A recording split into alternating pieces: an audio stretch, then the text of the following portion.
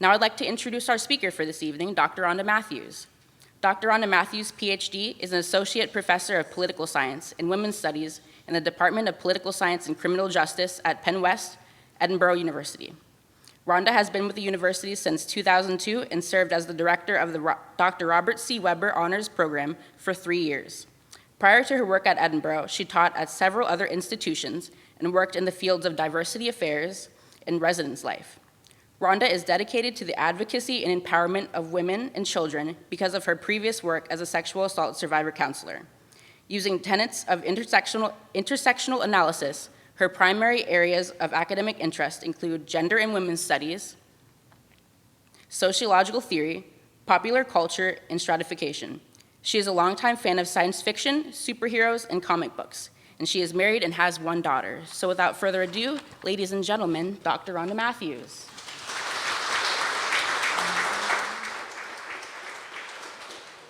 Thank you. Is there on? Can you all hear me? Yes. Okay. Good. Thank you. Thank you to Raven. Thank you to the Jefferson Society for asking me to be here and for hosting, and thanks to all of you for coming. So let's, wait, are you going to work? I don't know if it's going to work. Let's see. Here we go.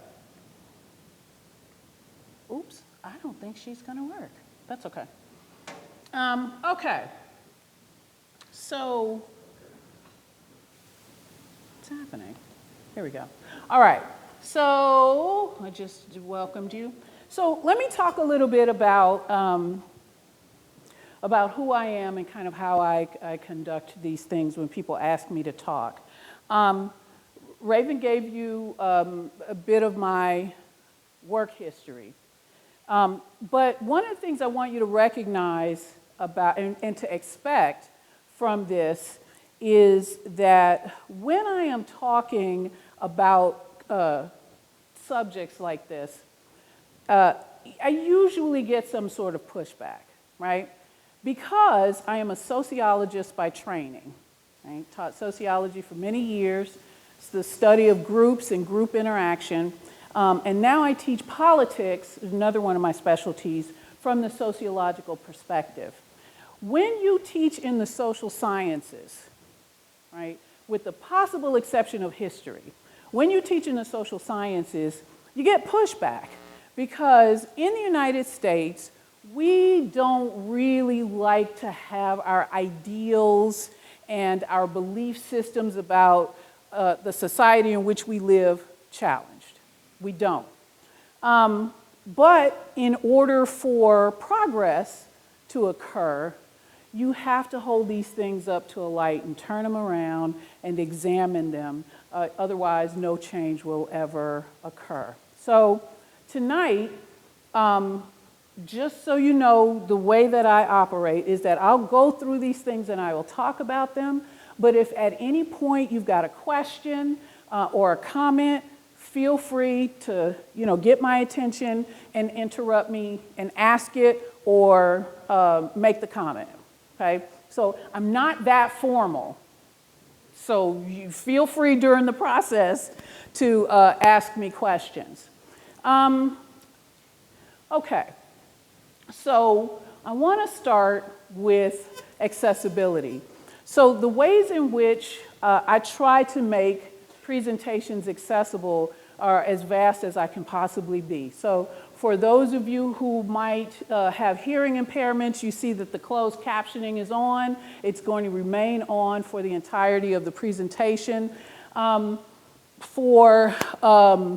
will be images and video throughout the presentation. The only really disturbing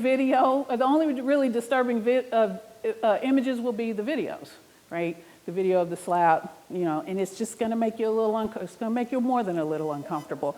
But just know that that's coming. There will be some movement in the slides. There will be some pieces that appear. They will not flash, though. So if any of you have neurological issues that are triggered by flashes, you don't have to worry about that. The way that things come into the slide are pretty consistent. They just fade in, and you should not be triggered at all. Also for images, if you have a visual impairment and you need me to describe the images, please ask. Absolutely ask. Other people might be having the same issue. If I need to repeat information, I will do so. Lastly, I have chosen colors that are easily accessible to people who have issues with color blindness. So you shouldn't have a problem as I go through the slides. Okay, so let's talk about the rules of engagement. I do this in classes as well as in presentations. Bring with you genuine curiosity. Like if you're here to fight me, don't.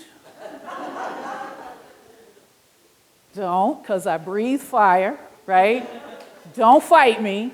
But you can surely ask questions, right? I'm not afraid of a difficult question.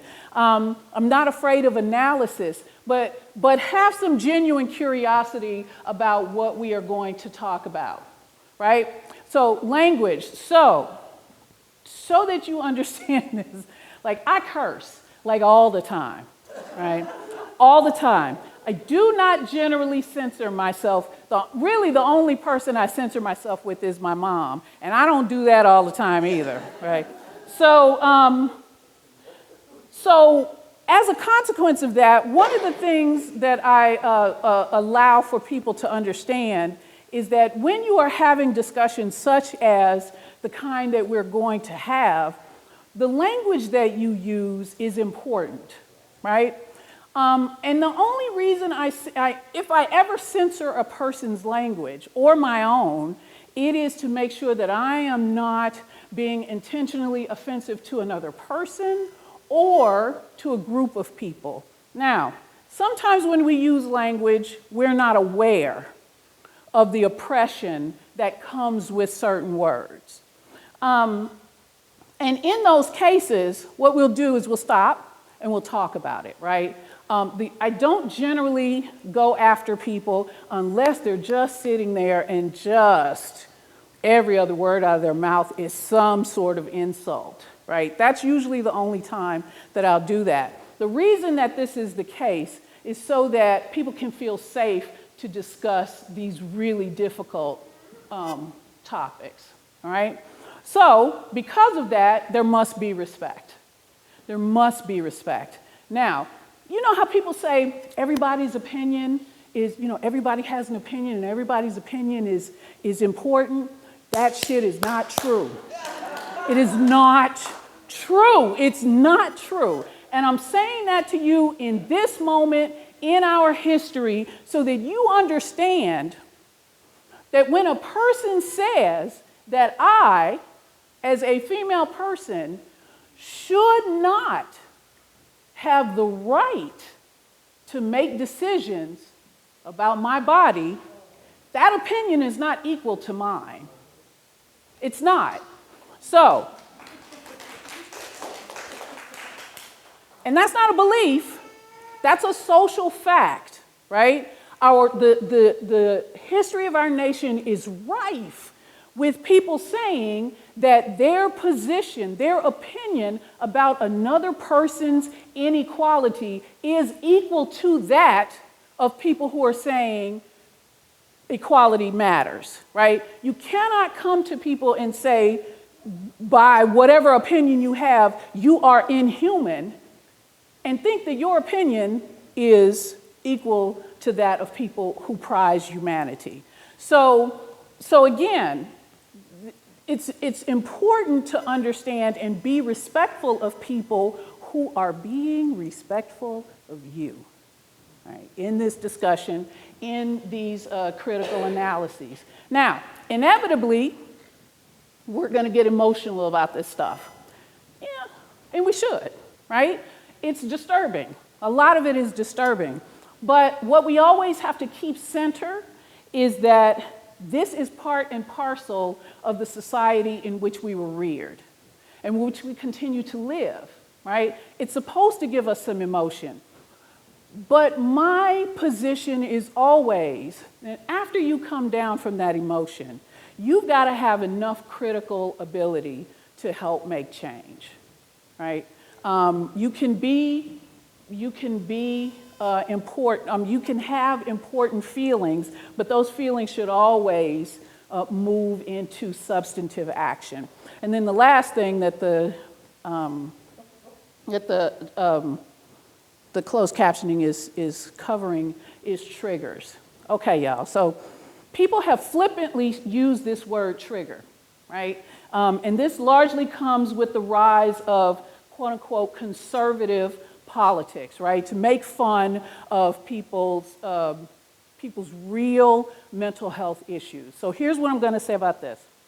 A trigger is a real symptom of post-traumatic stress disorder.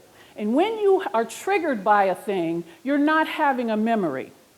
It's not a memory. It's not like you remembering this fun thing you did when you were a kid. What a trigger does is it literally puts the person back in the traumatic event. They experience it all over again. That's a trigger. What a lot of people are calling triggers is discomfort, right? Some of the things I'm going to talk about tonight are uncomfortable, right? And if you're triggered by something, you should leave. Take a few minutes, leave the room, be okay. If you're uncomfortable, you need to sit right there, right? Because that's the only way that we learn anything. It's the only way that things change, okay? All right, so here are some things that will likely come up.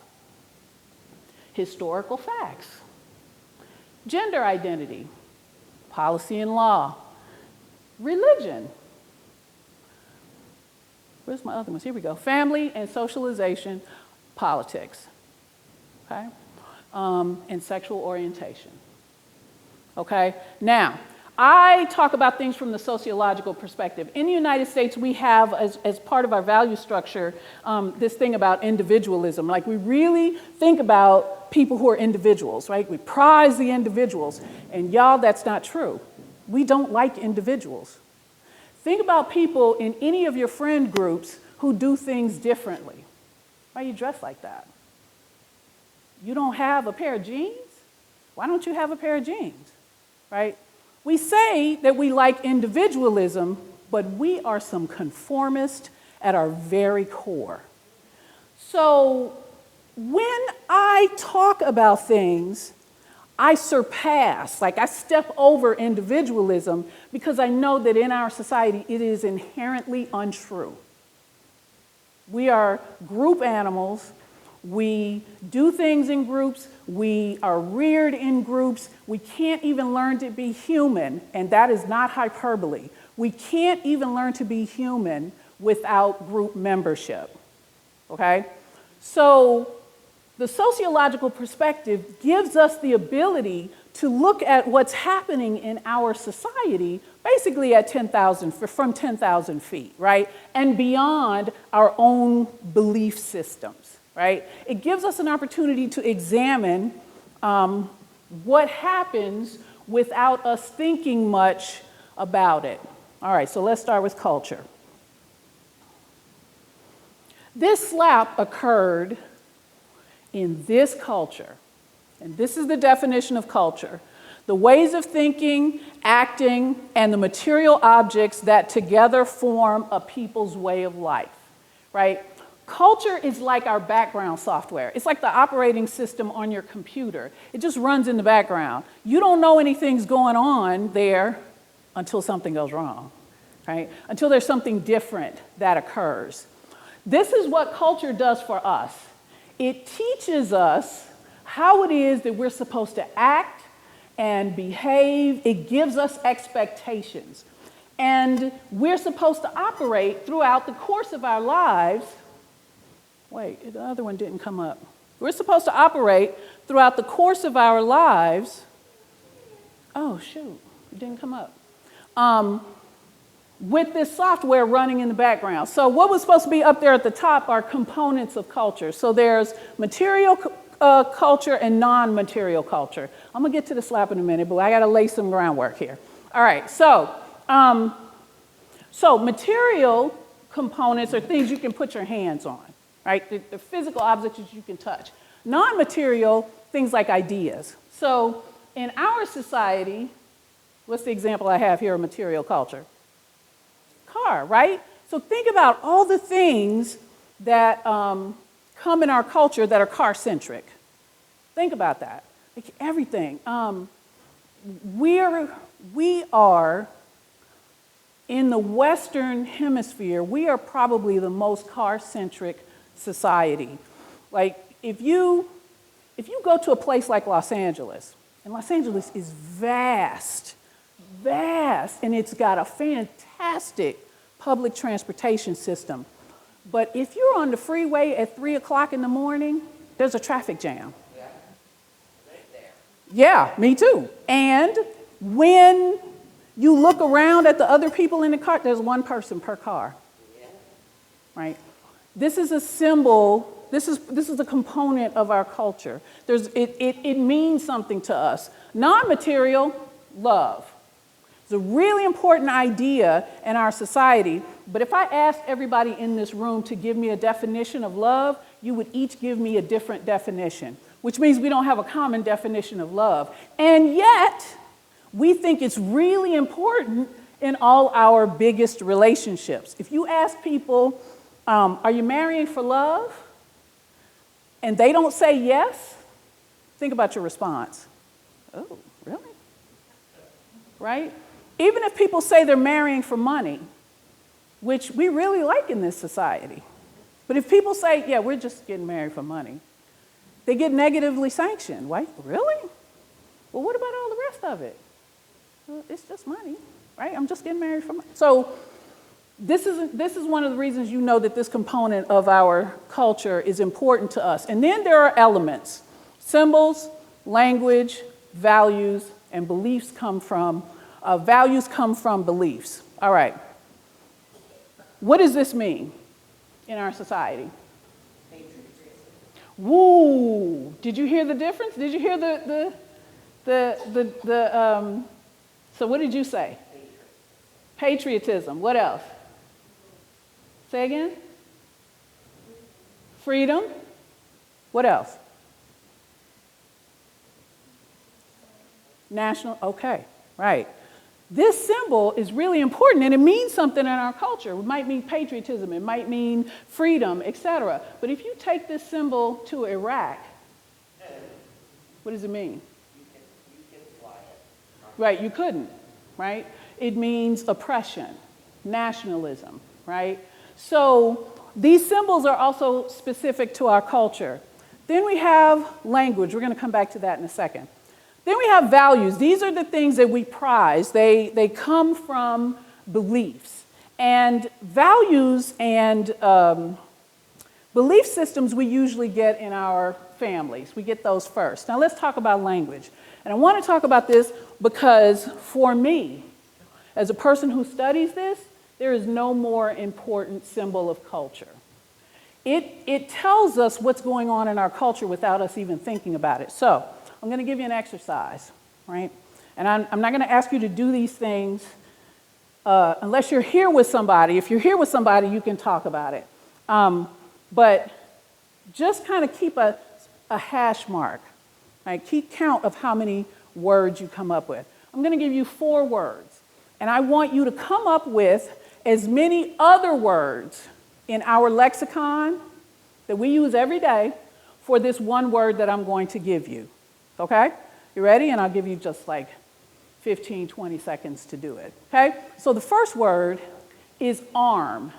This kind of arm needs to be in English. You can't substitute. You can't like use one part of it. You have to give me another word that is a direct replacement for the word arm. Okay? So 20 seconds. Think about it. How many words?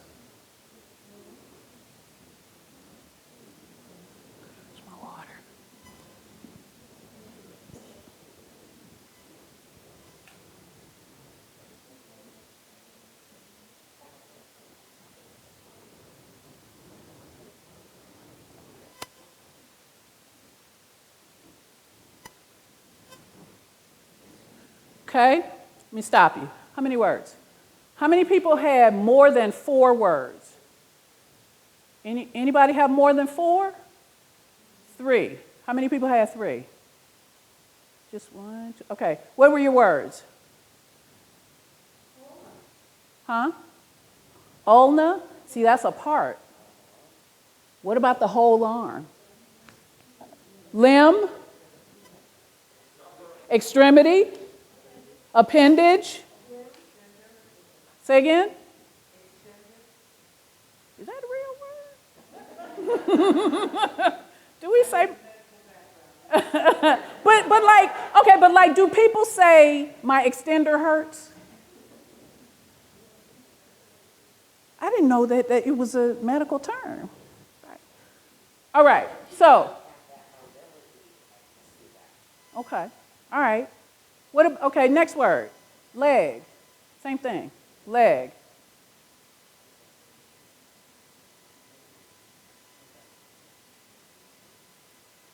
Can you think of any words beside limb,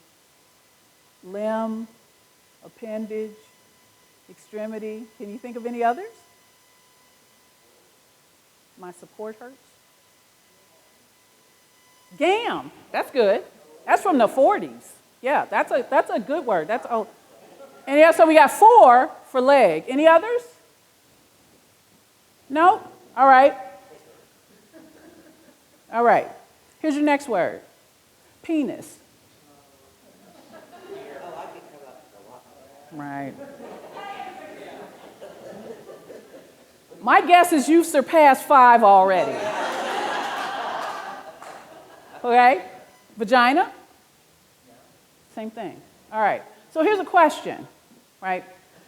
If you were an alien, let's say we had put these words on, up around us, and you were an alien, you landed your spaceship, the first place you came was parking lot, you came in here and you saw those words put up. What would those words tell you about our culture? What would you know about our culture just from those lists? Right. Right. That's most certainly one of them. Think about some of the words too, right? A lot of food associations,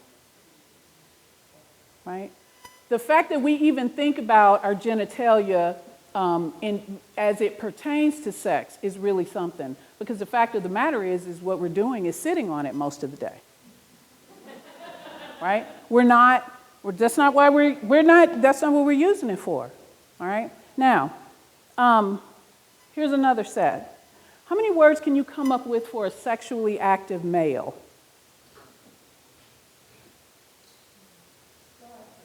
Mm-hmm. Definitely. Huh? Yes. What did you say? A hoe. Mm-hmm. Mm-hmm. You got more than 5? Oh, yeah. Yeah. Ones that you and I can say in private. No, we don't have to say them in private. People don't say them in private. They say them in full view of, public. All right, sexually active female. Do you hear the difference in your head, though? Are there positive ones for a sexually active male? Are there any for a sexually active female? There is one that we use on a regular basis that does not submit to redefinement. We can't redefine it. The word always means what it means. There's one word. What is it? That's positive. No, because nobody wants to think about their mother having sex. It's not that one. Huh? No, positive. Still positive. You want to know what it is? It's wife. Wife. Wife. W-I-F-E. So think about this, y'all. In the language that we use every day, we've got a picture about what our culture thinks about women and men. And we don't think about this at all. It's the culture, it's the background software, but we act on it, right? The only word in our lexicon that can be used that is positive that indicates a sexually active woman indicates that she must only be sexually active within the constraints of a socially acceptable institution. And I should also add, heterosexual institution, right? Now, if you want to know why things happen in our society, why laws get passed, why policy is constructed, why people can stand on the floor of state houses, et cetera, saying the kinds of things that they say, it's right there in our language. It's right there, always. Go ahead. I think this is why people are starting to take partners more instead, maybe kind of present a bit more like an equal dynamic. That's the goal, to use the word partner more, but we still think about partnership in terms of homosexual relationships. We think about gay men and lesbian women and bisexual folks. We think about them in partnership because partner was the only word that they could really use, right, before marriage equality, right? So people still don't think of it as much. It's a gender neutral term, but people don't generally think of it as much when they are talking about a male person, a person who identifies as a male, or a person who identifies as a female. Although I've seen that switch with the millennials and younger generations. Yeah, that's what he was talking about. Each other as partners. And that's what you're talking about, this shift, right? But who's still running shit? Right, old people, right? And so that reality undergirds much of our social interaction. So the reason I took you through this is because I want you to think about this when we start talking about toxic masculinity. We talk about agents of social, the ways in which we learn these things, right? Through our family, through education, peer groups, and media. These are the values, these are US core values. And if you look at this list, you see that there are some discrepancies, right? Like, so how can democracy and free enterprise be on the same list as racism and group superiority and freedom? Well, look at our history, right? There are contradictions, and there's a difference between ideal culture and real culture. Those two things clash all the time. We really want our nation to be the one that is described in the founding documents. But what we actually get is genocide, slavery, poverty, wage gap, segregation, etc., right? So one of them, it's not that those things don't exist, we want them to exist, but in reality, we rarely see them, all right? So the ways in which we have to start talking about masculinity and gender writ large is through systems, all right? So I'm gonna be talking about systems. Systems does not mean individuals. It does not, right? And this is where a lot of people get hung up. Well, that's not me. Well, we're not talking about you, right? We are talking about the systems that we all inherit, the things the things that bring us to those groups of lists, those lists that we just got to, right? So a patriarchal system is one that prizes maleness. It is one in which maleness is given preference over anyone else. We live in a patriarchal system. And if you want to argue against it, I would ask you to tell me how many heterosexual women you know who married a man and did not change their last name to his. Most people do. And furthermore, the entire system is set up for women to do that. If a man tries to take his wife's name, he's got to jump through so many legal hoops, y'all. Like when a woman gets married to a man, really, she just kind of fill out a card and send it to the post office and done. If a man wants to change his name, we got to get a lawyer involved, we got to go to court, We got to go to the courthouse. Well, we got to go to the courthouse first, get some applications. It costs money for that to happen. What we do in patriarchal systems is not just prize maleness, we create policy around it. We create law around it. We have entire social systems dedicated to propping up and elevating maleness. Now, there have in the history of the planet been matriarchal systems, right? But because many matriarchal systems are largely peaceful, they were murdered, right? But they did exist, right? We live in a patriarchal system, and one of the things we have to understand when we are addressing issues of masculinity, especially toxic masculinity, is that this is where we live, and that it's not just what individuals think, that it's an entire system. It's not about one man. It's also not about women hating men, because often people don't do this to me much anymore, but they used to, when I used to talk about patriarchal systems, they used to, oh, well, you hate men, right? And the fact that my hair is usually much shorter than this. I have short hair and stuff. Man-hating feminist, right? Well, no, right? It's about a system, right? Next system, racialized. All right.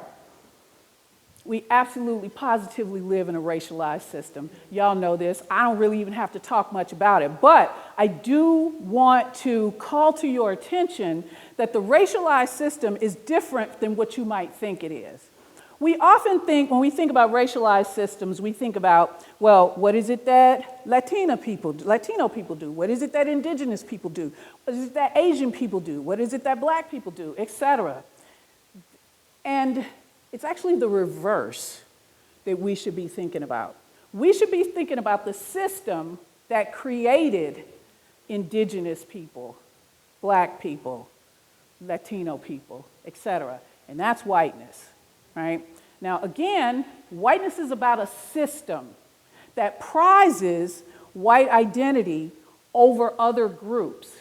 Let me also say this about whiteness and white supremacy, specifically white supremacy. White supremacy has never been for people of color, ever. The purpose of white supremacy is to keep the oppression of people of color away from other white people so that they would not coalesce with people of color. So white supremacy is not about the restraint of people of color, it is about the restraint of white people, right? Think about what happened after George Floyd, right? This is the first time in U.S., well, no, not true. This is the second time in U.S. history that the veil has been lifted for the experiences of black and brown folks in the United States for white people to see. It's only happened twice, right? And it took a horrific event for it to happen. And a lot of the conversation was about, like at first, when it first happened, it was what happened? Something else had to happen, right? Because nobody would just do what this man did, right? And it's because it's hard to believe, right? And then it was, oh shit, the things that black and brown folks have been telling me all these years are fucking true. What do I do with that, right? That's what white supremacy does, right? It keeps white folks from understanding the entirety of the system. And one of the reasons we're seeing the changes that we're seeing now is because more white people understand, what's actually happening. Then we have socio-economic class systems. This is the class divide. And then the last thing is about breaking systems. The way that we break systems is by addressing them, understanding them and addressing them. So now, let's talk about masculinity. Masculinity is consists of a set of behaviors and expectations that are a part of maleness and male life in any society. In our society, when we talk about toxic masculinity, it is that same system that is rigged for maximum oppression, right? Toxic masculinity is not just a system, it is a system that harms men, people who identify as men, people who are masculine presenting, right, and everyone else. The only difference between toxic masculinity and regular masculinity is that toxic masculinity is often weaponized, right? So what this means is that when we think about what it means to be a man, we've got a particular set, right, of expectations, right? So let's talk about bathrooms. So men, when you walk, people who identify as men here, when you walk into a bathroom and there are 4 urinals, it's empty, there are 4 urinals, which one do you go to? When you go to the bathroom, there are 4 urinals, the bathroom's empty, there are 4 urinals, which one do you go to? Okay, I know this, and I don't have a penis. You go to the far. You go to the far, right? One of the ones on the end. So you're standing there, you're the next person in. Where do you go? You skip one, you go to this one. Do you talk? I only hear women answering this. All right. Okay, there you go, Antonio. Thank you. Thank you. You don't talk. What do? You stand there. You look, absolutely. You look at the wall. You don't look, right? You don't, there's none of that. Why not? Huh? Why not? Yes, and? I don't know if respect is the right one. You don't want to be seen as gay. Because if I'm looking, right. Why would I look? Now, conversely, right, women go in bathrooms. First of all, we go in a group. Everybody's going to the bathroom. And we're talking the whole time. The whole time. If you get in a stall, right, and you're all ready, and you down and you look over and there's no toilet paper, what do? You ask for right. But I don't know if y'all remember. Do y'all remember the senator from Idaho, representative from Idaho, Larry Craig? Do y'all remember his story? Okay. Larry, for those of you who don't know, Larry Craig was alleged to be gay, right? He was closeted.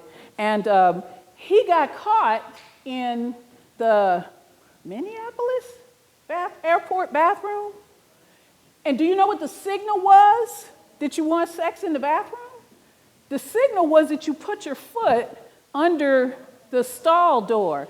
And I'm like, well, we couldn't do that in women's bathroom.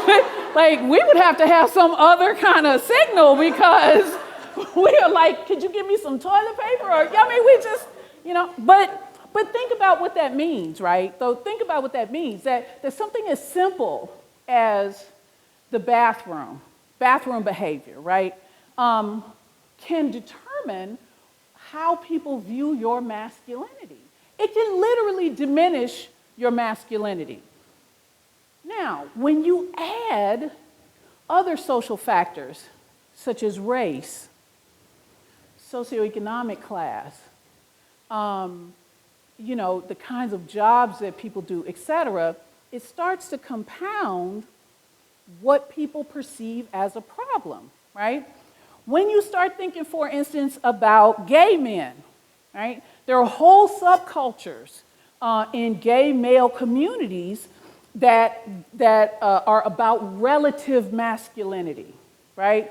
Some are more masculine, some are less masculine or perceived that way, right? This whole discussion about tops and bottoms, right? these are a part of the ways in which we perceive masculinity, and in our culture, there really is only one acceptable way to be masculine, right? So for my era, it was the Marlboro Man, right? Marlboro Man. Stoic, riding a horse, did he ever smoke? I don't remember seeing him smoke. I remember mostly the print ads. Did he smoke in the commercials? Everybody smokes. No, but I don't, that's true. Well, okay, but let's talk about that. Even that, like what kind of cigarettes you smoke. Y'all, there were cigarettes, still are, cigarettes that are aimed at men, cigarettes that are aimed at women. Right, and because they were slim, because we are supposed to be skinny. They lied about that.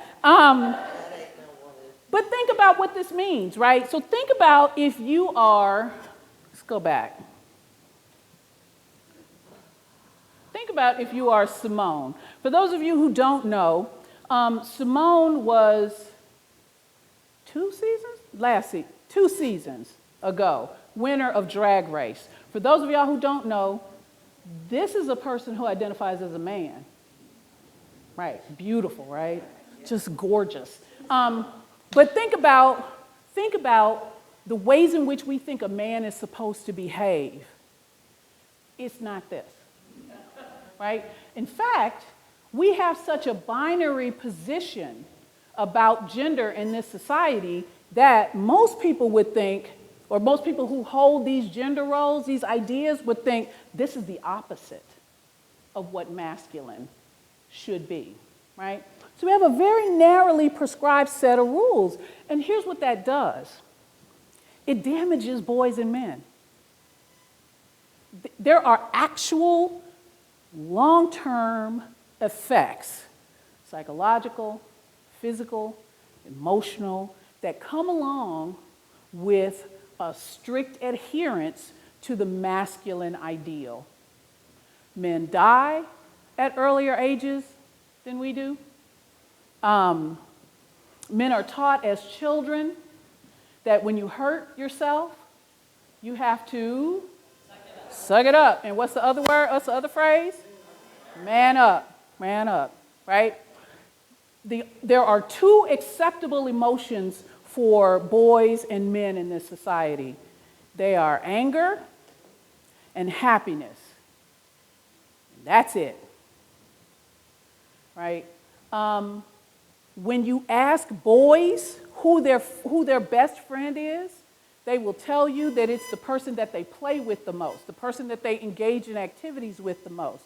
If you ask a girl, we're talking about 8-year-olds now, if you ask a girl who her best friend is, she'll tell you it's the person that she talks to the most, right? Women are allowed a full range of human emotion. Now, we're punished for it, but that's a talk for another day, right?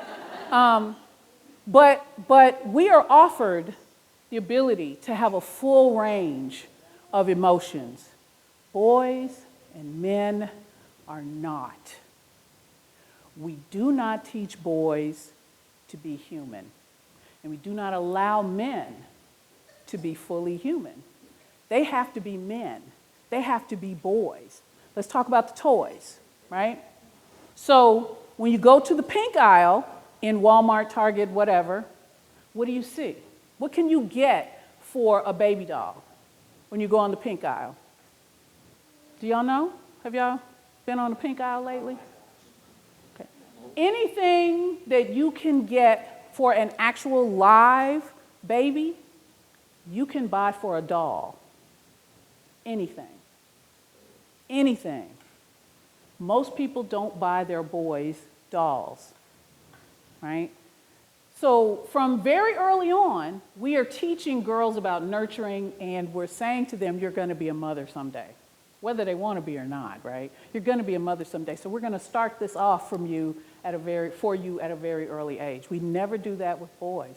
Everything on the boy aisle, right, is about, right, it's about activity, right? It's about action, work, thank you, right? You're gonna have to support a family one day, right? This starts from the beginning. This starts at the baby shower. Right? If you know the sex of your baby and you tell people that your baby is a boy, they're gonna bring you footballs and jerseys and baseballs and the things that no kid is gonna be able to use, for years, right? But it's to reinforce masculinity before the kid is even born. So this is a powerful, powerful component of our society, and it is very, very difficult for boys and men to break free of this. So when Peebles was still Peebles, I was in the store one day, and I was just kind of walking around the toy aisle, and there was this little set. It was a Barbie set for cooking, right? It was chef. There was a chef hat in it and a stove and all this. And this little boy was around there. He couldn't have been much more than 6, maybe 7, but he was around and he was really excited. Dad, there's a cooking toy over here. He was so excited. And his father came over there and yelled at him, "That is a girl's toy. Put that back," right? And in my head, I'm thinking about my youngest brother, the chef, right? But this kid got sanctioned for stepping outside of the expected behavioral boundaries of masculinity, and he was 6, maybe no more than 7. So there are real consequences for these behaviors. Now, let's also talk about this thing before I go on to the slap. 2 more things. One is that the idea of masculinity is directly connected to patriarchal systems. They uphold one another, right? And so you can't really maintain a patriarchal system without having masculinity. And when we think about toxic masculinity right now, you can see how closely aligned they are. Let's just talk about guns for a second, right? The sheer number of guns that we have floating around in our society are absolute indicators of toxic masculinity. I don't know if any of you have seen, I should have put it in here. There is a campaign commercial for a guy who's running for governor in Missouri, Eric Greitens, who has done some pretty heinous shit. He's done really awful stuff. He was in an extramarital affair with a woman and tied her up, right, handcuffed her against her will to a bed, ripped off her clothes, and then took video of her and told her if she ever told anybody that he was going to release the video, right? He's now running for governor. And in one of his campaign ads, he used to be a SEAL, Navy SEAL. One of his campaign ads, he is bursting through a door like he's doing a raid with this semi-automatic weapon, right? And at one point in the video, he's firing it, basically saying, that's what I'm going to do to Democrats, that kind of stuff. Okay, that's toxic, right? But it also supports this overarching system, right? Second thing I'll say before I go on to this is that now, you know what toxic masculinity is. Here's the thing you have to pay attention to even more with what we're going to be talking about tonight. You cannot exclude race. You can't. You can't exclude race. You can't exclude gender identity. You can't exclude sexual orientation because they are all of a piece, okay? So let's go on and talk about the video. So, go ahead, in the back. I just have a quick question. Go ahead. Back a little bit on the point that you were making about how women have more of a spectrum of emotional response. Mm-hmm. So I'm wondering if I can get a little bit more nuance based on cultural affiliation, Mm-hmm. especially for the white privilege, So I'm thinking of Scotch or any of the more whether it's dress or a robe or a skirt that is not typically what you see today.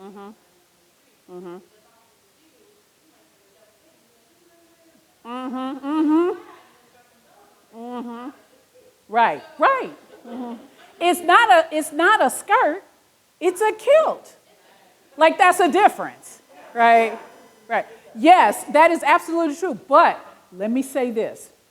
It still hangs on, it still hangs off the hook of toxic masculinity. And let me tell you an example that you will all know. The Fighting Scot. The Fighting Scot. Y'all. It's a couple of things. One is that it is that masculine, I got on a skirt, but I'll kill you, that kind of, so it's got that attached to it, but so the masculinity is still there. In fact, the way in which our mascot was drawn, really, at one point, I first got there in 2002, that mascot did not look like that. Like, it really didn't. He was kind of, regal and bagpipes, and yeah, he got on the kilt, but, he's kind of, you don't think he's going to kill you, right? And then, I don't remember how many iterations it was, but it got to where it is now. And have you all seen the statue on the, right?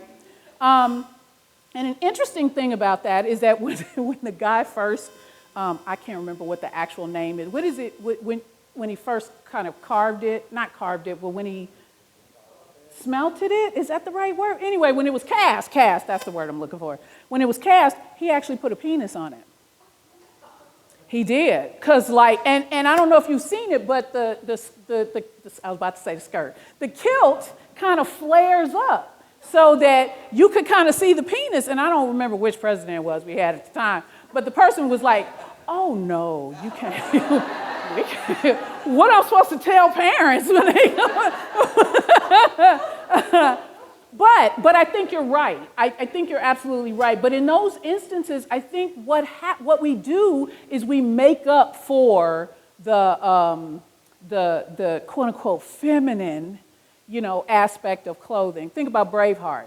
Now Braveheart is accurate in that, of course, that's what people were wearing. But Mel Gibson was in it, and that bitch wasn't gonna put on a skirt. He was not, right? It had to be masculine and right? And so, yeah, I think that there is a connection there, but usually what happens is it actually makes things more, masculine, right? Somebody. Right, and that's manly too, right? It is. But if you think about it, let's think about the ways in which we talk about gender anyway. If you think about it, I have always asked this question. I don't understand why men don't wear skirts. Anatomically, it makes more sense for men to wear skirts than for women to wear pants, right? So do you guys know why, there's the boys' bikes have the thing across it and girls' bikes have the scoop? Do y'all know why the difference is? Right. Because when women were wearing skirts that were this long and much more voluminous, the bar would actually make the dress ride up, and oh my goodness, you could see their ankles. Right. So, but the number of accidents to boys' testicles from bikes like that every year is pretty high. Why wouldn't we change it just so that there was no injury, right? But we keep it because it's a feature of masculinity. We keep a dangerous thing for our children because it speaks to masculinity, right? This is how deeply embedded these ideas are. Okay, somebody else had a question. Oh, go ahead. Toxic masculinity has been here forever. Right. But it really seems to be really boiling right now, politically, with guns and all that.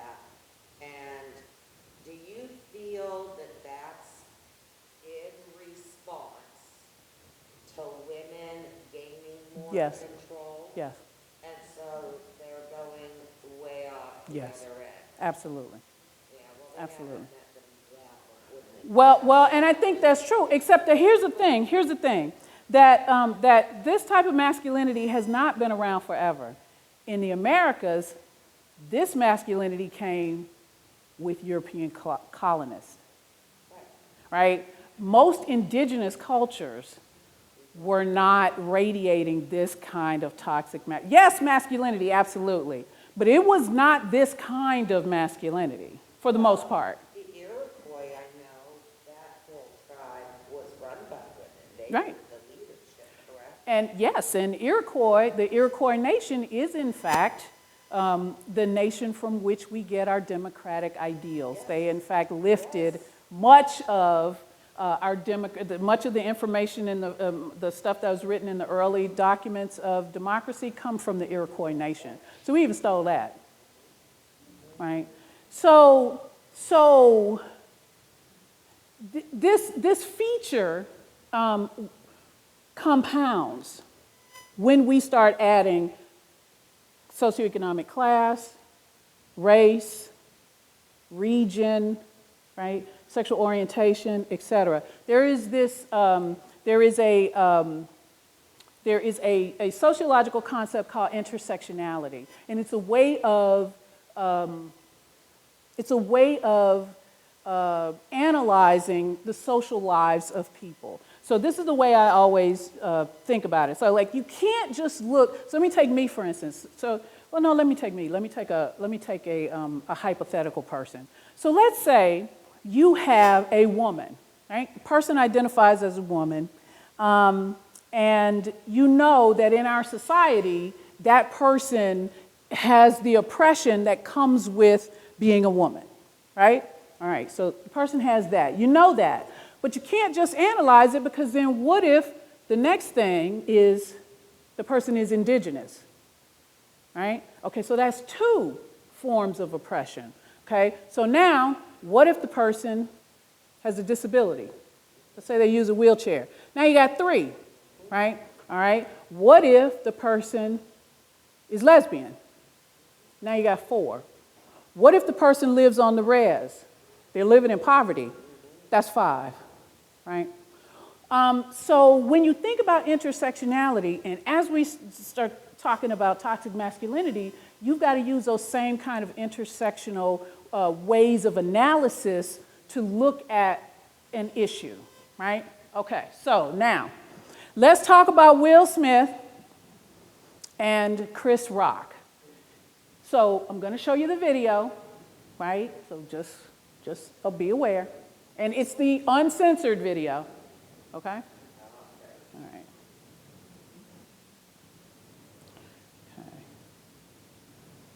Here we go. Like, come on. What's...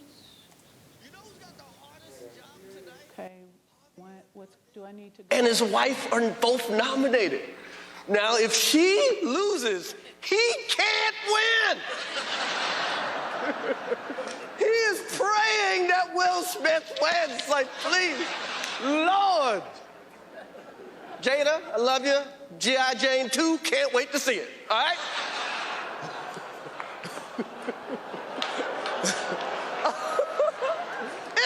That was a nice one. Okay. I'm out here. Richard. Oh, wow. Wow. Will Smith just smacked the shit out of me. Keep my wife's name out your fucking mouth. Wow, dude. Yes. It was a G.I. Jane joke. Keep my wife's name out your fucking mouth. I'm going to, okay? Okay. That was a greatest night in the history of television. Okay. Okay. Okay. I can't watch it. I can't. I even have a hard time listening to it. But all right, so let's talk about it. So let's start with your thoughts. Go ahead. Yeah.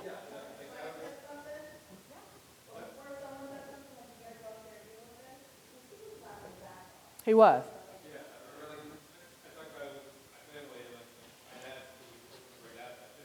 Uh-huh. Well, look, let's put a pin in that. Let's put a pin in that, because that is an important point. All right? Go ahead. Mm-hmm.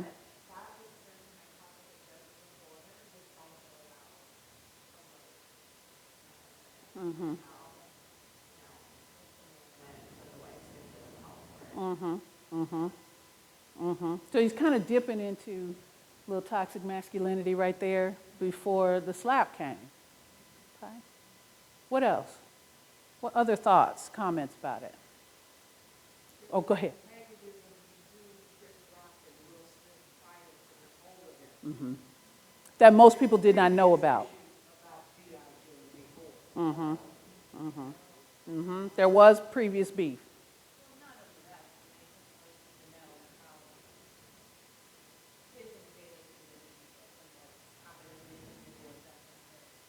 Mm-hmm.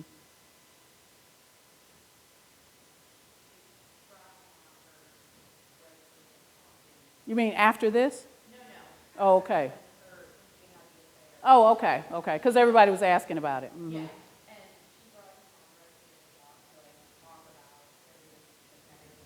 Mm-hmm. Yeah. Oh, what word was that? Demasculated. Let's put a pin in that one too. All right. Go ahead. During this time period, years before that, from the time before they got married, the gossip, the under the ground gossip around homosexuals Yep. and other people were that they really were having a very open relationship, both sides. Mm-hmm. And it had been going on prior to, while they were dating, and after they were married. Yep. Those have been the rumors for years. Yep. Mm-hmm. What else? Any other thoughts?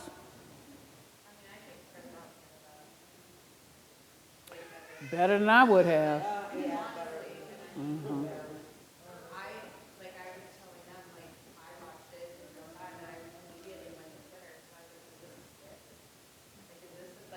That's what everybody was talking about in the first few minutes, yeah.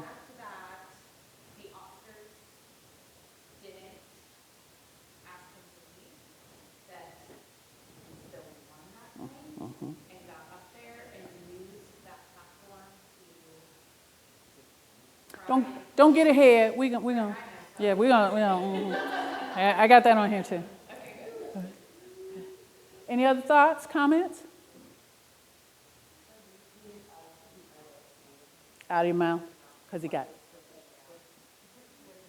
Yeah, the second one was like, oh, okay. Yeah, it was. He was there at that point. Go ahead now.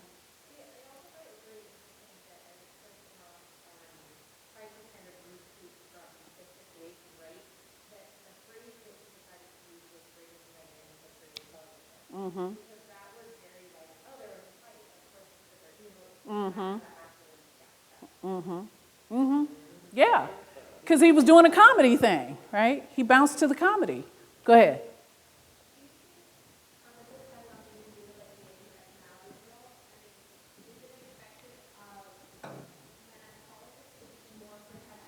Okay. All right, here we go. So, let's first go back to the smiling, right? And let's use an intersectional lens to look at this. So let me tell you something about what happens for black folks, right? We are socialized in our subculture that if do you all know about W.E.B. Du Bois's concept of double consciousness? How many of you don't know, have never heard about, okay. Well, W.E.B. Du Bois, who was, W.E.B. Du Bois was the first black person to earn a PhD from Harvard.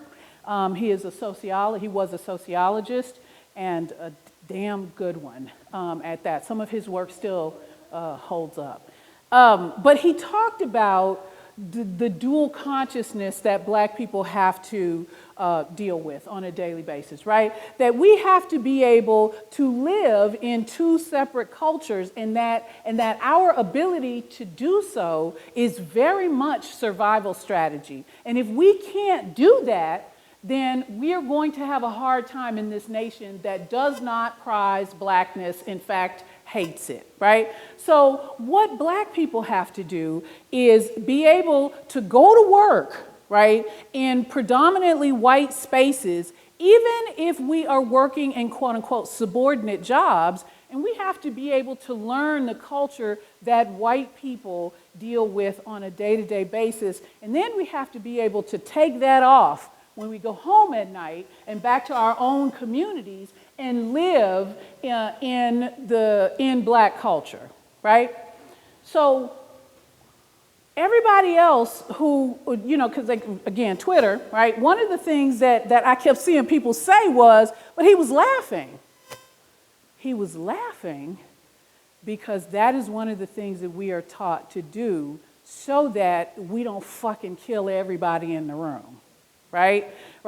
It is a coping strategy that really only people whose lives are at risk when they step into white spaces, and by lives, I don't necessarily always mean physically, but I mean our livelihoods are at stake. If people perceive us poorly, or if they think of us as uppity, or if they think, she thinks she's too smart or whatever. It's a coping strategy. That's what you saw. And when he stood up, after I watched it the first few times, when he stood up, I could see it. God damn it, I'm not going to take another fucking minute of this, right? He snapped. Because the weight of restraint day in, day out is sometimes fucking unbearable. And that's what I saw. A lot of people didn't see this when Barack Obama was president. There were many times when I saw it with him, too. He didn't laugh necessarily, but you could see him, pull up the armor, and then there were times when I just saw it go, right? And he held his composure, and everybody talked about how composed he was. He learned that because he's a black man, right? And we're talking about the weight of years of this kind of behavior. Now, I'm not excusing the behavior. I'm not excusing it. I'm explaining it, right? And then, so what was the other question? There was something about that. There was the laugh, and what was the other thing? What was the other thing? Go ahead.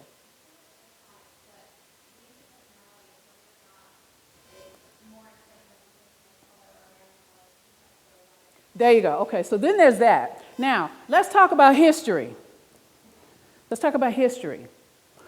The entire system, and I'm talking about all of it, the entire system of this nation was built on slavery, for and by enslavement.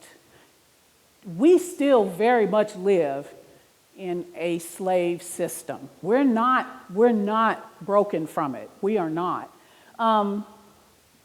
But in systems of enslavement, what happened to black people is that every social institution to which other humans in a society would normally have access was broken for us. It was we were, and still in many ways are, institutionally prevented from engaging in those institutions, including family.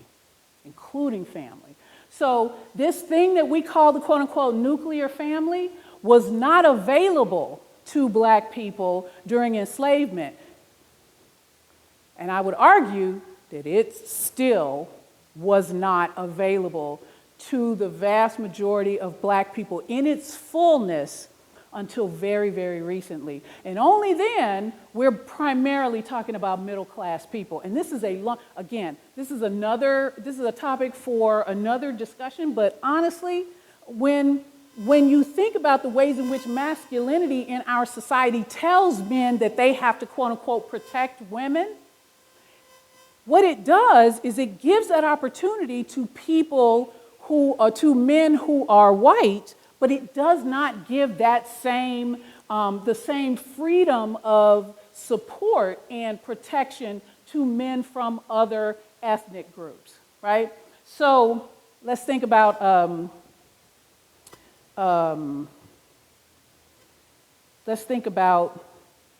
don't know, I'm trying to think of an example. Let's think, okay, so, here, trigger warning, y'all, I'm going to talk about rape. So, for hundreds of years, it was legal to rape black women.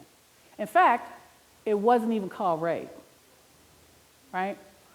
And black men, if they decided that they were going to take on the behavior of the system that's been created. In other words, in this patriarchal system, I'm a man, I'm supposed to protect my wife, I'm going to do it. If he did that, he was killed, right? Usually in the most public of ways, right? Lynchings.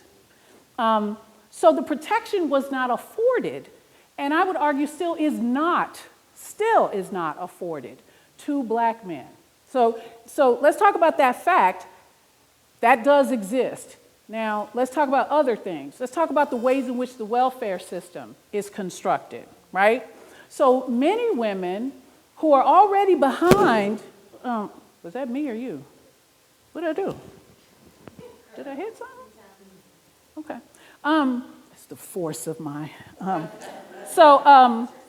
that's it. What was I talking about? Get me back on track. Welfare system, okay. So the way this was not always the case, but the way in which the current quote unquote welfare system was constructed was designed to break apart families, right? So if you needed money to help take care of your children, right, and you were going to get it from the government, it would often be with the caveat that you can't have a man living in your home, right? Or there are two of you here who are working, no, your salary still doesn't meet the qualifications. So if you want to get this money from the government, one of y'all is going to have to leave. And the person who usually left was the man, right? So these structures are still in place. And y'all, it is 8:30. I did not realize that. So I'm going to stop talking for a second so you can watch the apology. I'm going to, Oh, okay. All right. So part of, I think that is part of what we're seeing, right? This tension between, what a man is supposed to do and his very, very public position. I'm supposed to be able to protect my woman, right? And so that's what I'm going to do, right? And nobody was going to sanction him, right? Because he's Will fucking Smith. Nobody is going to sanction him. They're going to allow him, because he's just one, right? They're going to allow him the ability to take care of his woman. Now, here's the other thing. They were stunned.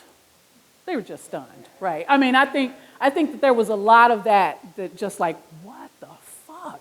Because, honestly, that's what I did. I wasn't even watching it at the time. I was talking to my daughter on the phone. We were talking, and a ding came up on the phone. So I looked, something about Will Smith, and no, it wasn't. It was a ding. It was something from one of the forms of social media I was on, and people were like, did that just happen? What just happened? And so then we went looking, and I said it to her. So we spent the next hour on the phone talking about scrolling through it and watching the repeat. And right? I had a really visceral response to it. I did.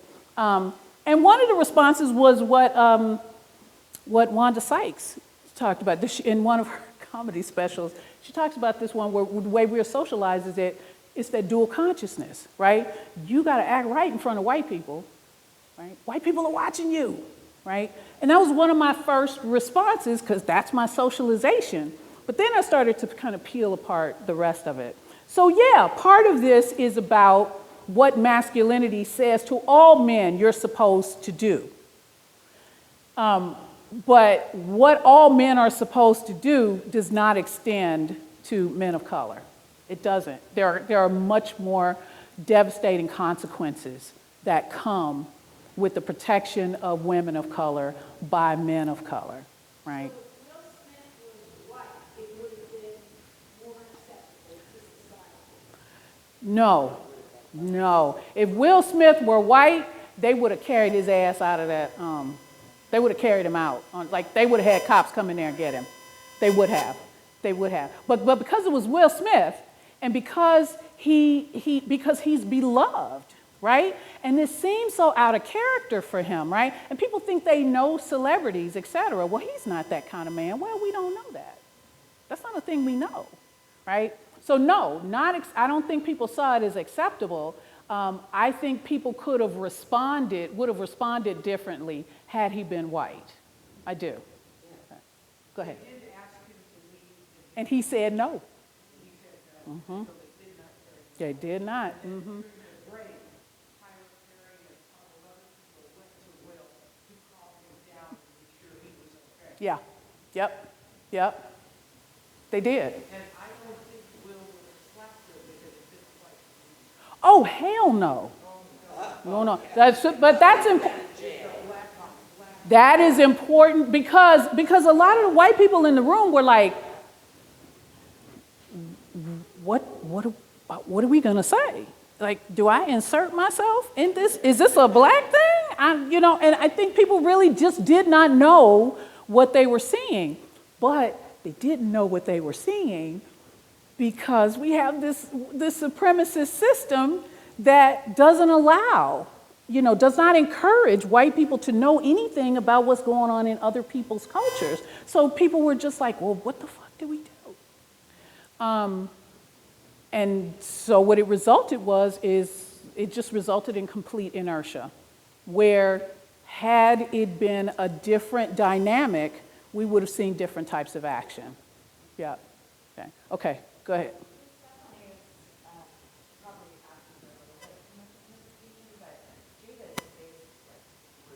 Yeah. She was tired of it, you could tell. Mm-hmm.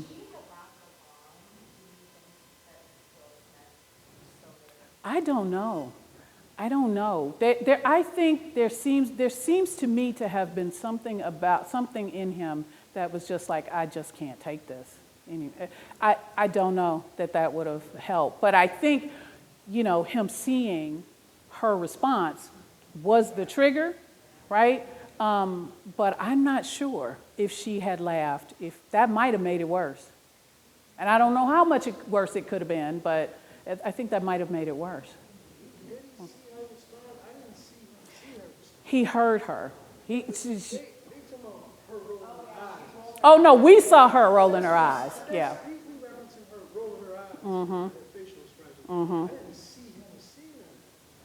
Okay. Well, but no, there's another thing. Everybody else in the crowd responded. Did y'all notice that? I don't think people paid attention to that. When Rock kept going, the crowd was like, oh, come on now. And I think and then we saw her eye roll, and I think that everybody else responding that way was the snap. I think that created the snap. Yeah. Go ahead. I remember when I was talking about it with my parents, my dad's interpretation was that he laughed along and saw her reaction, must have given him some look, and all right, let her say that or something. I don't think he didn't look back. Yeah, I don't think he looked back. yeah, there's definitely something came over him, I gotta defend her, step up, and that snap. Yeah. Go ahead.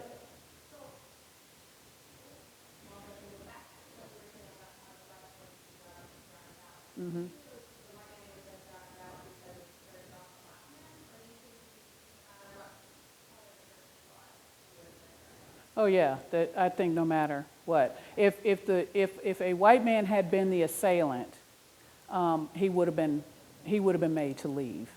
He would have been. Now, now what I think is important about that is that then he later would have been lauded for supporting his spouse. He would have been. Now there's another aspect, a cultural aspect to this. Again, let's go with the intersectionality that is racial, right? And that is the disease of alopecia, right? So Chris Rock did an entire documentary about black women's hair and how important it is to us in our culture. A whole ass documentary, y'all. He knew, or he should have known, what he was doing when he was joking with a black woman about losing her hair, right? I mean, it was so, again, not saying Chris Rock deserved to be slapped for this. Maybe he did deserve to be slapped for some other things. I don't know.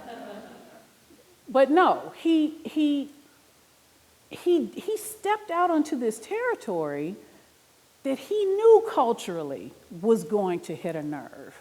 He did, and he did it, and I think the thing that made it worse was that he did it in front of white people around the world, right? So do y'all remember, okay, so I don't know if any of y'all have seen G.I. Jane. Yeah, okay, so she shaves her head. That was the thing about that movie, that nobody knew what else was going on in the movie. They just knew that she shaved her head, right? So while it's important for black women, right, hair is important for black women, you know, many of us can easily, I mean, it's only been in the last 10 or 12 years where I've seen a whole lot of women who, you know, wore their hair short. I've had my hair short and natural since I was 28, and I'm 60 now. So it's always been a thing for me, but I've started to see it widespread more in the last 12, 15 years, right? But do y'all remember when Britney Spears cut her hair off? What was it? Say it again, say it louder. They said she was crazy, right? And so there is a racialized dynamic about hair that was a part of this discussion, that was a part of this exchange that I don't think most people knew about, right? So when we cut our hair it's often for style purposes, right? I'm just tired of doing it this way. I'm going to start all over again. It's just hair. It'll grow back, right? But when white women cut their hair, like crazy, right? Right. Then some people say you're crazy, right? But the subcultural context was there. And I don't think people understood that immediately either. Right? Because again, there's this wall of understanding about that. But, so then he gets up, y'all, and I know it's late, so if you want to go out, really feel free. Okay, so now let's talk about, let's go to the acceptance. Okay?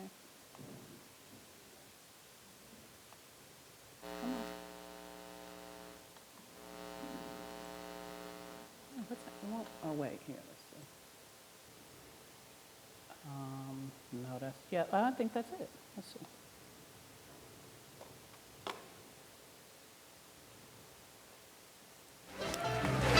Some actors stay in character through an entire shoot, and some, well, they just never let it go. Maybe later we'll have a $5 milkshake. Yeah, how about a Royale with cheese? See what I mean? Pulp Fiction was a masterpiece, but these two think it was all about a dance contest. That's not true, Sam. Pulp Fiction was about a lot of things. Name one.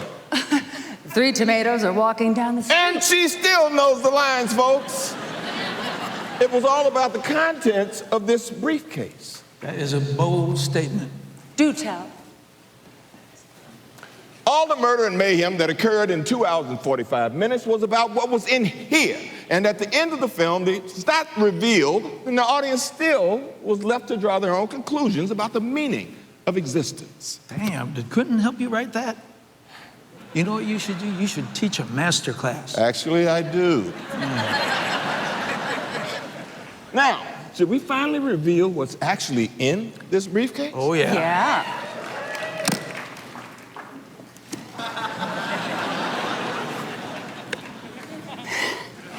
Here are the nominees for performance by an actor in a leading role. Javier Bardem, being the Ricardos. Benedict Cumberbatch, The Power of the Dog. Andrew Garfield, Tick, Tick, Boom. Will Smith, King Richard. Denzel Washington, The Tragedy of Macbeth.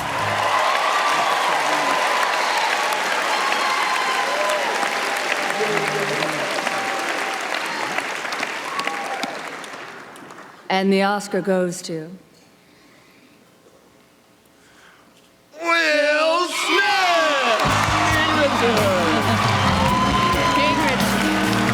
Yeah.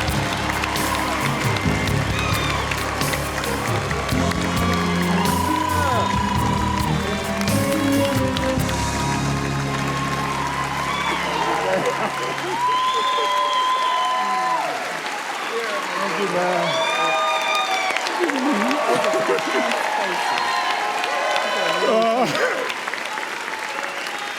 Oh, man.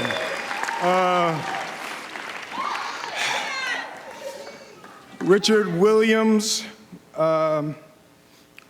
was a fierce defender of his family.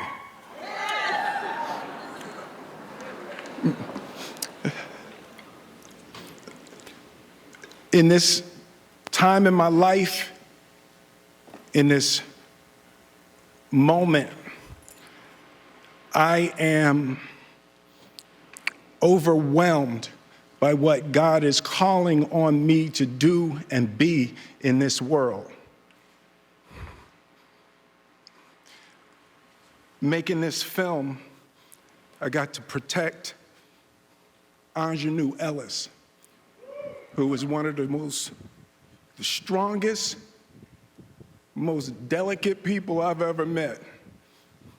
I got to protect Sanaya and Demi, the two actresses that played Venus and Serena.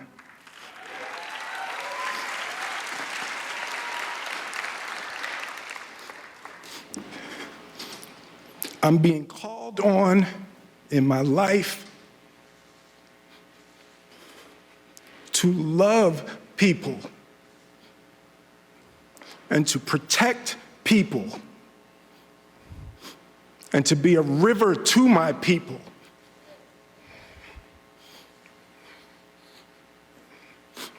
Now, I know to do what we do, you got to be able to take abuse. You got to be able to have people talk crazy about you. In this business, you got to be able to have people disrespecting you. And you got to smile and you got to pretend like that's okay.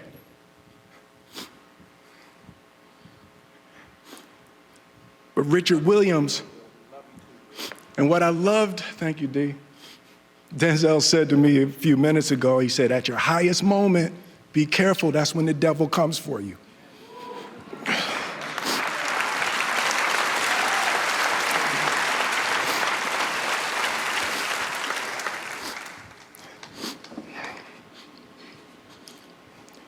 It's like, I want to be a vessel for love. I want to say thank you to Venus and Serena. I just spit, I hope they didn't see that on TV.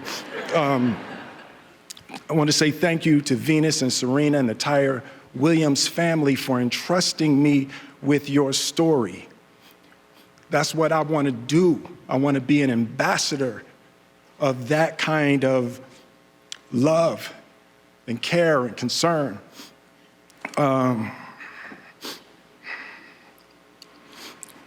I want to apologize to the Academy. I want to apologize to all my fellow nominees.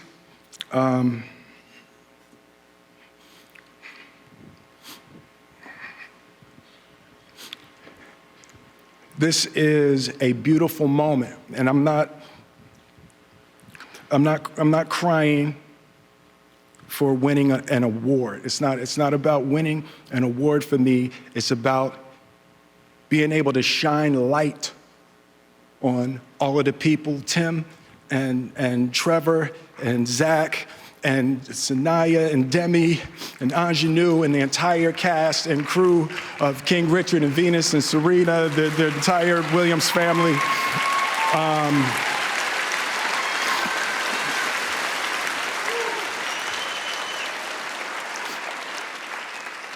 Art imitates life. I look like the crazy father, just like they said. I look like crazy father, just like they said about Richard Williams. But love will make you do crazy things. To my mother, a lot of this moment is really complicated for me, but to my mother, she didn't want to come out. Had her knitting friends. She has a knitting crew that she's in Philly watching with.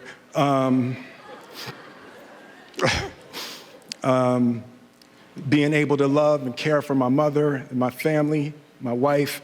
I'm taking up too much time. Thank you for this honor. Thank you for this moment, and thank you on behalf of Richard and Oracene, the entire Williams family. Thank you. Hope the Academy invites me back. Thank you.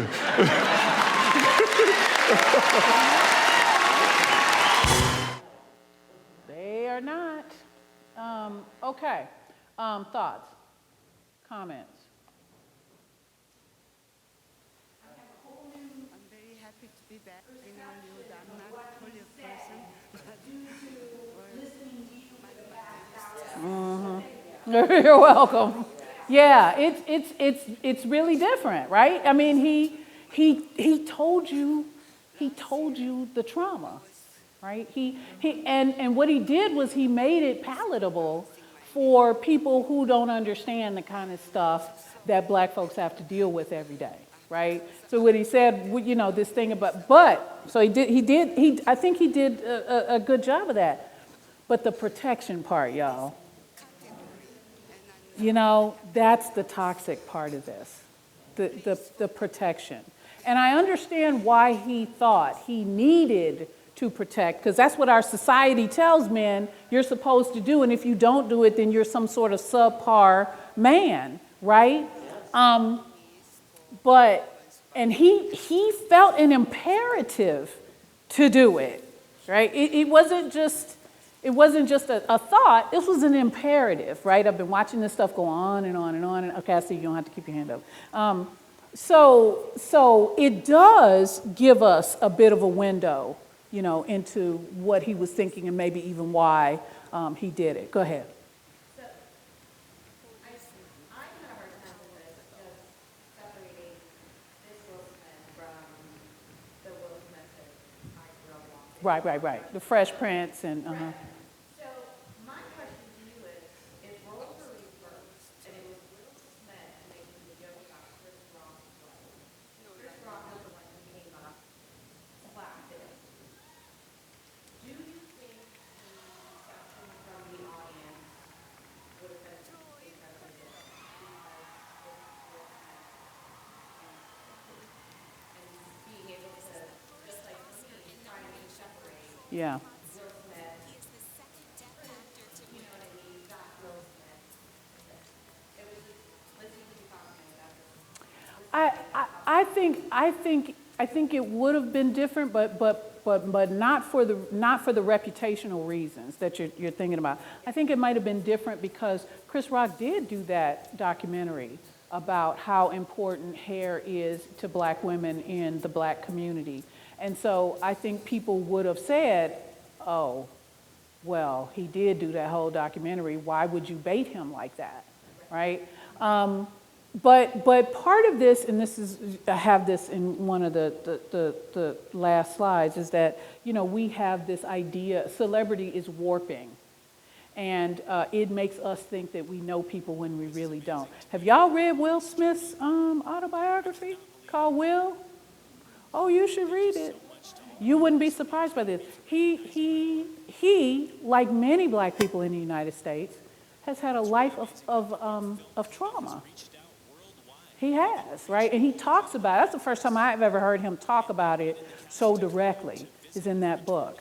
And if you think about it, we all love The Fresh Prince, but the premise of The Fresh Prince is that he was in a dangerous neighborhood, right? It's based on his life. He was in a dangerous neighborhood, and his mother sent him away from her, which is what black families have been doing for centuries, right? To protect him. She sent her child away from her to protect him, right? And you know, we like The Fresh Prince and we think of it as light, but at the heart of the foundational story is trauma. Okay, somebody back here. Oh, go ahead. Yeah. And the reason why is you brought the deaf world and the hearing world together. Mm-hmm. On our bridge. And your name will forever be on that bridge, Sean Hader. You think they act? Yeah. Yeah. Yeah. Yeah. Well, one of the toxic things about this, though, was that he called on Richard Williams. I don't know if y'all know Richard Williams' history, but he had a whole other family that he left to go to this family. Like, the Venus and Serena have, that part of the family has sisters that they don't know because he left, and just when he left, he left. So, and you know, you can't argue that there are positive things about him. There are a couple of interviews that he did that the girls had done, and he was there. He was always there, and he made reporters. He would make reporters stop asking them questions over and over again. He protected them, right? But he was also pretty toxic, right, in his traits. Okay, somebody at the back had their, oh, go ahead, in the brown sweater. Mm-hmm. Mm-hmm. Mm-hmm.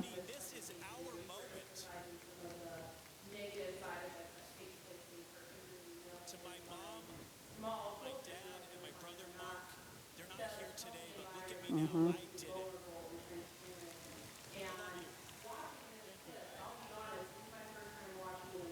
Mm-hmm. Yeah.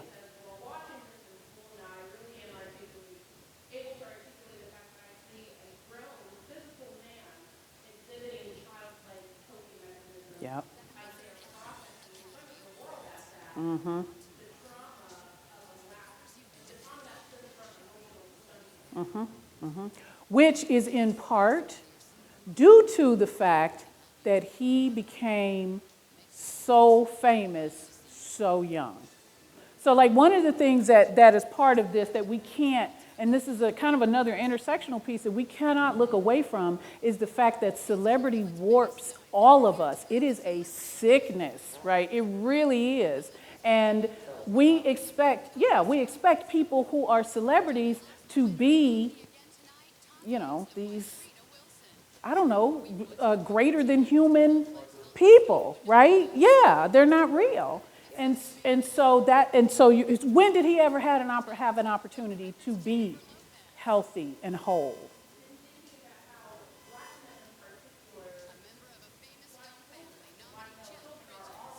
Yep. Yep. Right.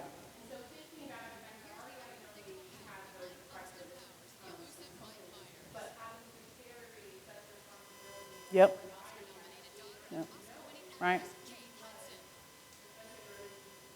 Mm-hmm. Mm-hmm. Mm-hmm.